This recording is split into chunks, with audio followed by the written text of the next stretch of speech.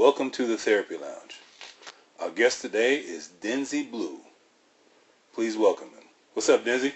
Chilling, as usual. Keeping it cool, huh?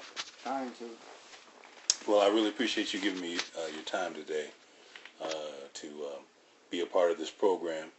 And why don't we first start out with you just giving the listening audience some of your background, where you're from, you know, kind of a little bit of your history, how you got into the music business. Okay. First off, I was born in Harlem, which is located uptown Manhattan, Manhattan Island in New York City. I've been doing music. Like, I started out by dancing in block parties when I was 5, at block parties, summer block parties, back to school parties. But my cousins and my sister and them rhyme and all that.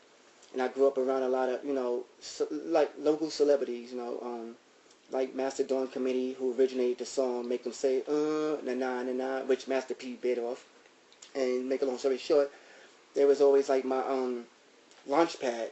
You know what I'm saying? It ain't like somebody taught me how to rhyme. I already had the innate ability to do it. I was born that way, but they just kind of nurtured it and encouraged it. And so I basically seen hip-hop from that stage, from like the late 70s, early 80s, all the way up to now. Some from back then with Grandmaster Flash and the Furious 5, all the way up to now, like Young Thug and T.I. and all of them. So, music has always been a part of my life. But the funny thing is, I didn't do music just because of hip-hop people, like hip-hop artists. I did it because of James Brown, Ella Fitzgerald, Michael Jackson, the Jackson 5. Mm-hmm. That's why I actually wanted to do music even more, especially when I see Michael Jackson do the moonwalk on Motown 25 back in the day. You know what I mean? That was like, oh my God. Yeah. I always looked up to him and Prince and people like that. People that was different, eccentric. You know what I'm saying? They always got labeled weird and all that, but I thought that was cool because you stood out. You wasn't like no cookie cutter person. So that's where the music thing come from. Just loving music, and you could express yourself so vividly and fully with music. You know what I'm saying? Right. And that's why like people like, oh, when I talk and I try to express my feelings, it's better for me to do it through music and lyrics than me just trying to convey it through speech. I don't know, it's weird. I do it better when in music. What age were you when you realized you had the ability? Well, like I said, I danced at 5 years old. I was actually, the funny thing is my vocabulary, because you got to have a good vocabulary to be a dope MC. My vocabulary kicked in like 5 years old. The first word I learned how to spell, because my big sister Rhonda, a.k.a. PTR, Party Time Rhonda, she was down with the Deaf Committee, the 999 song and all that, but she wasn't on it, she just affiliate. Those are my cousins. But anyway, she used to make me spell words starting with the letter A in the dictionary. The first word I spelled was accordion. Like cat, dog, and all that, I already knew that on my own. When I was like 5, 6, 7, 8 and up, I started using words like regurgitate. I remember one day in my grandma's house in Harlem, I said, "Ma, I got to regurgitate." She said, "Boy, what did you say?" I said, "Regurgitate." So I've always been an avid reader. I love learning. I love learning words. I love learning like origins of things, history of things, because a lot of people get into things and dabble in things they have no idea where it comes from. You know what I'm saying? It's just like hip hop. If people get in hip hop, if you ask them who Grandmaster Flash is or Africa Bambaataa from the Sonic Force and Zulu Nation, they wouldn't even know they won't even know. But they jumping in hip hop. You know why? Because it's a hot commodity and they can capitalize off it. There's no soul there for them today. It's all about just the dollar. Yeah. And the record companies don't make it better because they pushing it.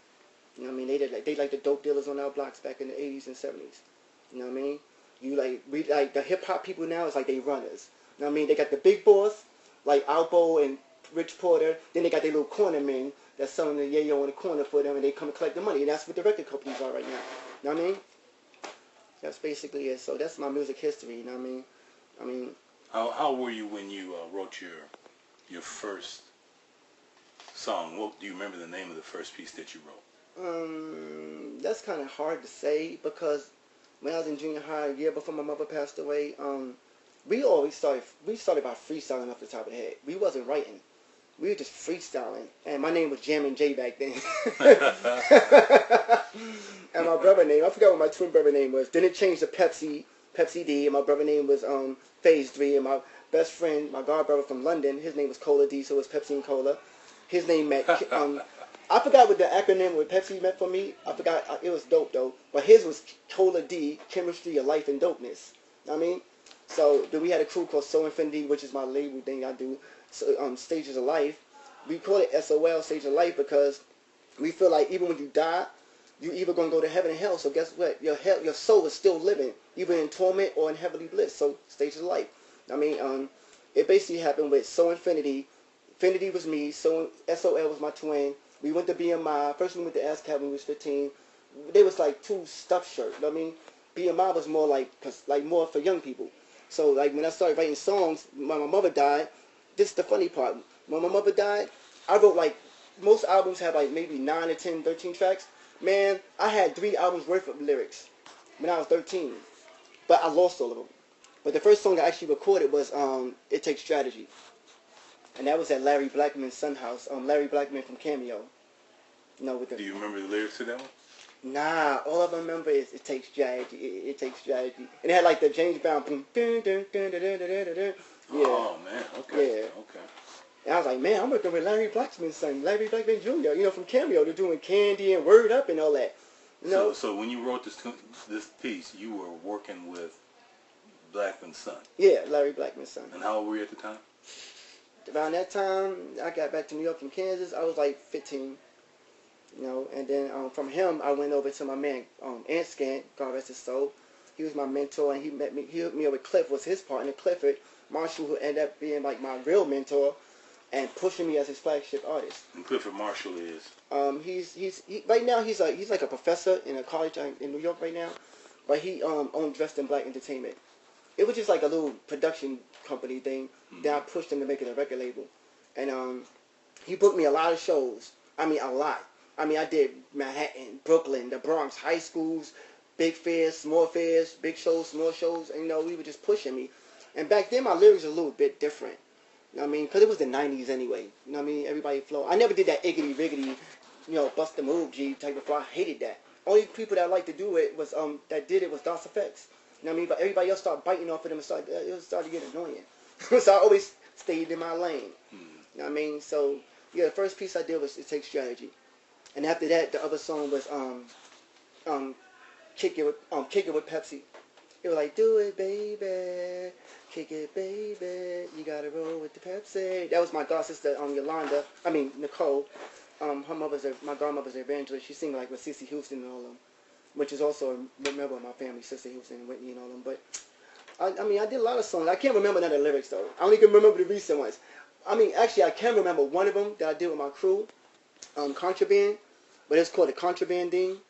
I mean, if you want to hear it, let's hear it, man. I go, we spelling out the word contraband. Each of us saying the letter. We like the KONTRAB to the AND. Actually got that song online. I can send it to you. But I be like, when I'm speaking my piece, niggas speak behind rocks, scared to death. With a severe case of shock, while I rush and race tracks, and now it's causing for thrust, spitting that stuff to rattle your brains and leave you crushed like an iced out baguette. That's what you suckers get when you come up in my face, spitting threats. Now get this, I'll be the slim 130, my nine that shines like fluorescent, ultraviolet neon signs. So come on, tell me, what made your niggas think that you could ever truly bend me from your hood? Shoot, I may not floor so rocks, but yeah, I still baby knots like a 4-5, licking off at close range shots through the peps. I be the whole cause and effect, while a whole lot of y'all are taking cautionary steps to when it all boils down. Y'all dudes will be the first to fall from grace without a trace nor a sound. On some old Fox for America, most top 50 while me and mine realign the game, drops swiftly bouncing, live and direct with both eyes on your stats, trevor, hit your composition better, fire to death down on the floor, holding your chest, screaming the gospel for breath, for a minute and some seconds to his last you would rest. And that's when I was young though. Denzi, how long ago did you write that tune? Like maybe 1989, 1990. And you remember that? You remember all those lyrics? Yeah, cause I still got that song. So there's a cheat sheet. Wow. But you know the funny part? Before the song re-emerged recently, my godbrother sent it to me. I still knew the lyrics for some reason. Because I wrote it in the form, because I was like in Redman and all them a lot back then. And I was like trying to do it as like a homage to Redman, the way he be rhyming.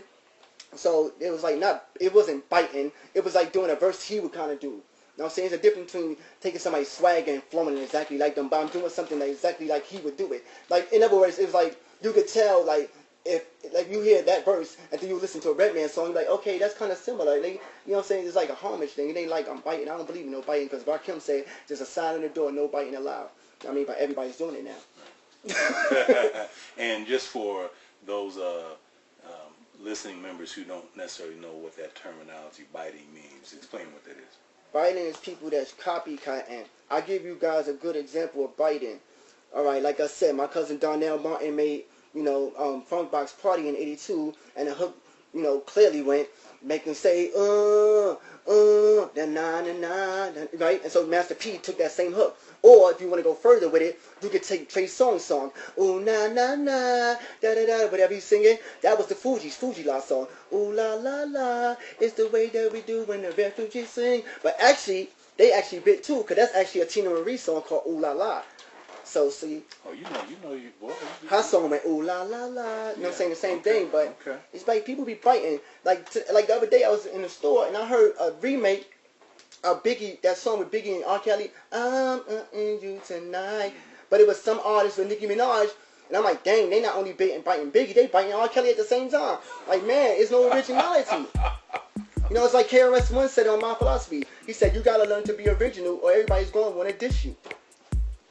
It's no creativity. I mean, it's running rampant. Like, from music to reality shows to everything, even movies. Yeah. Come on, they making remakes. How many remakes they did of Carrie? You know what I'm saying? Just with a different twist. Right. But they know it's a formula that sells.